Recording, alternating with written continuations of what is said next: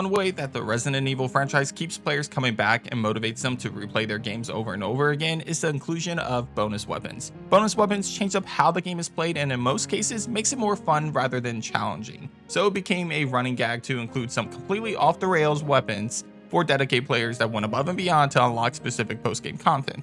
And on this episode of Nerd Space Games, we're going to take a look at some of the best and wildest bonus weapons in Resident Evil. Before that though, if you haven't already, consider hitting that subscribe button for more ranking videos like this one. Also, hit that like button if you enjoyed today's topic. Finally, you can now support Nerd Space Games directly by becoming a Stars member. If you're interested, head over to my channel's homepage and click that join button. Any support you can offer greatly helps the channel to improve and continue to grow. Anyway, my name is Ruben with Nerd Space Games, and this is my top 10 wildest bonus weapons in Resident Evil. Let's get it. Number 10, Circular Saw, Resident Evil 7. Remember that boss fight in Resident Evil 7 against Jack Baker in the basement? Wasn't that a lot of fun to use a chainsaw to kick his ass? Well, what if I told you you could use a weapon similar to that throughout the entire game? Enter the Circular Saw. While not as easy and badass to use as the chainsaw in the basement boss fight, this weapon is easily one of the strongest and most fun weapons to use in the game. From being able to swing it around like a madman to using slow focus attacks to deal major damage, the Circular Saw makes running through the Madhouse mode feel like you're playing a kid's game, only with more blood and guts of course. This weapon turns one of the scariest horror games out there into an Evil Dead gore fest as you'll be slicing and dicing with your new best friend. All you need to do to unlock this bad boy is beat the game on any difficulty in under 4 hours. Number 9, Chicago Typewriter, Resident Evil 4. On paper, the Chicago Typewriter isn't really that wild of a weapon. I mean, it's essentially just a machine gun. What makes the Chicago Typewriter so unique and different from other bonus weapons of the franchise are some of its cosmetics that come along with this weapon. See, if you were to wear Leon's mobster outfit, then the Chicago Typewriter will not only change in the way it looks, but also give you a new reload animation. Sure, the hand cannon and the Chicago sweeper do the same thing in the remake, but the original introduced the concept, and let's be real, using the Chicago Typewriter in the original game is so much more fun and overpowered. You feel like a true mobster blowing enemies away with that Tommy gun. Say hello to my little friend, anybody? Unlocking the Chicago Typewriter is different to unlock depending on what system you are playing it on, but in most versions you can unlock the game by completing separate ways and then by purchasing it from the merchant. Number 8, Raiden, Resident Evil 3 Remake. Named after a mythological Japanese god, Raiden is a weapon that harnesses the power of electricity to kill enemies in a single shot when you hit their weak spots. It's similar to a Magnum, with the exception that it uses electricity-infused energy, giving it unlimited ammo, instead of the use of regular bullets. However, this weapon is borderline useless if you can't hit the weak spots, plus comes with a major flaw of having a cooldown effect after every single shot. Still, if you're wanting to demolish the monsters in 3 Remake, then the Raiden can make quick work of them so long as you don't let yourself get overwhelmed, and you can quickly hit the weak spot on enemies prior to them reaching you. Its unique mechanic that gives a small challenge for a weapon that has an instant kill attack makes it one of the more unique bonus weapons within the franchise. Unlocking this weapon is pretty straightforward as all you have to do is beat the game once and purchase it for 12,000 points. Number 7, Linear Launcher, Resident Evil Code Veronica. If you ever wanted to play Code Veronica but swap out first-person shooter instead of the traditional third-person fixed camera angle gameplay, then you're in luck. All you have to do is unlock the Linear Launcher by completing battle mode with an A rank for each character. Doing so will give you access to the same weapon that Chris used to kill Alexia at the end of the game. What makes this weapon more unique than the traditional infinite rocket launcher that appears in most games is that it switches the player to first person when aiming. Basically, this means that every time you come across an enemy, you can use the instant kill of the linear launcher to take them out, but you will need to do it in first person, which pretty much changes up the gameplay to the point where it feels like a House of the Dead combat with traditional Resident Evil exploration. Since the linear launcher instantly kills every enemy with a single shot, including bosses, it doesn't really add a new challenge to the game, but it's a nice new perk for a bonus weapon in a classic Resident Evil game, which, let's be real, is pretty rare.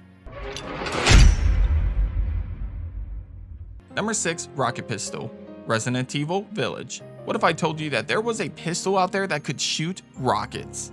Well, in Village, there is.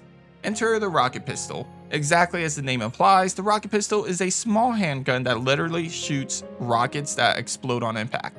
For that reason, it's one of the more fun bonus weapons of the franchise, as wielding a handgun that makes it look like fireworks are going off every time you shoot an enemy adds a new layer of entertainment. What's great about this weapon is that it's not your typical rocket launcher, which means it won't kill every single enemy in one shot, making it much more fun to use, as blowing things up immediately with rocket launchers can get pretty boring pretty fast.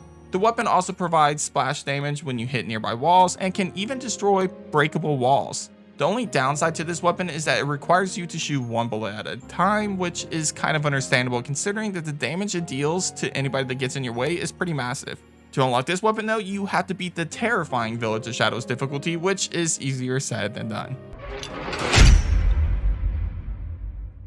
Number 5, PRL 412, Resident Evil 4. PRL stands for Plaga Removal Laser. I'm sure you can guess what the intended purpose of this weapon was, as it's pretty much in the name. The 412 is a laser-based weapon that can basically kill most enemies in a single shot. Its function, as I'm sure you already know, is to destroy the parasites within the host, therefore killing enemies immediately. It's actually one of the only laser guns in the franchise, considering that the laser gun intended for Resident Evil 2002 remake never made the final cut. What's crazy about this gun is that it can be used as a charge shot or an instant flash attack. The flash attack will kill some enemies in a few hits while killing parasite enemies, including the Verdugo and Sadler, in a single attack. The charge attack will kill most enemies in a single shot regardless if the parasite is showing or not. Overall, this weapon cracks the list as being one of the wildest weapons in the franchise, as it seems like it's straight out of a sci-fi horror game like Dead Space instead of a Resident Evil game. Number 4, Hot Dogger, Resident Evil 3 Remake. Knifing enemies has never felt more satisfying than they did in Resident Evil 3 Remake thanks to the Hot Dogger. Hot Dogger is an indestructible knife that the player can unlock via the shop for 7,200 points. What's unique about this weapon is actually the effect that it has when you knife enemies. Doing so will light them up on fire with a single swipe. While not extremely useful and probably one of the least valuable bonus weapons that the player can buy in this shop, the ability to literally light up every enemy in the game is a nice little bonus. Especially if you wanted to get back at Nemesis, as you can even light that douchebag on fire. You want stars? I'll give you stars in hell. Number 3, Bubblegun, Resident Evil Revelations 2. Bubbles in Resident Evil, now I've seen it all. We went from shooting enemies with lasers to lighting them on fire with a knife to trapping them in bubbles. Okay, so this one might be the wackiest weapon in the franchise, but the bubble gun can only be used by Natalia, and let me tell you, it's pretty damn useful, especially for someone that normally doesn't have a weapon at all. After unlocking the bubble gun by completing all chapters on countdown mode and then purchasing it for 50,000 BP, Natalia can equip this weapon, which will take the place of her pointing. Instead, she'll aim this weapon. When she does, she can shoot bubbles at enemies, which will allow her to trap them so that Barry can easily dispose of them later. While you can only trap one enemy at a time and unlocking the weapon itself can take quite a while, the bubble gun is the only gun that Natalia can use throughout the entire game and makes her character a little more useful throughout the game. Plus, it's a nifty and cute little weapon that definitely makes it stand out compared to other bonus weapons of the franchise. Number 2, Albert Wesker, Resident Evil 0. Okay, I know Albert is technically not a weapon, but hear me out.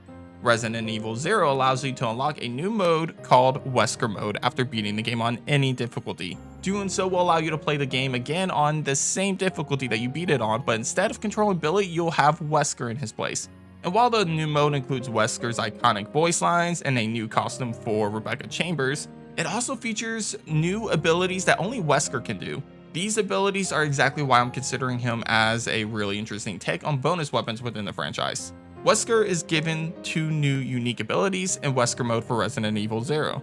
One of which is Shadow Dash, which allows Wesker to move extremely fast across the room at inhuman speeds. This pretty much makes it easier to get to enemies that are farther away faster or even outrun enemies. However, it's the second ability that is most interesting. Death Stare allows Wesker to do charge attacks that uses his eyes to basically send a devastating blow towards any enemy in his way. Basically, he has laser eyes.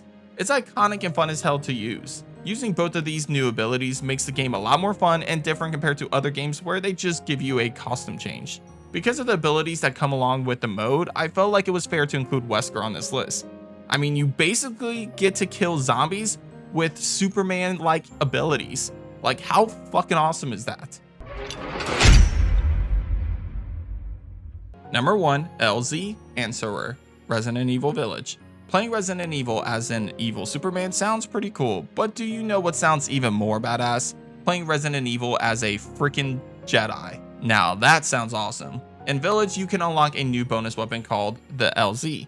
The LZ is basically a lightsaber. So if you've ever had thoughts of wanting Ethan Winters to use the Force, then you're in luck because now Ethan will have his very own lightsaber. Other than the fact that this blade is basically the strongest melee weapon in the game, this BSAA developed particle weapon, cough cough, lightsaber, comes with so many different traits. For one, you can change the color of the blade to match your own personal preference.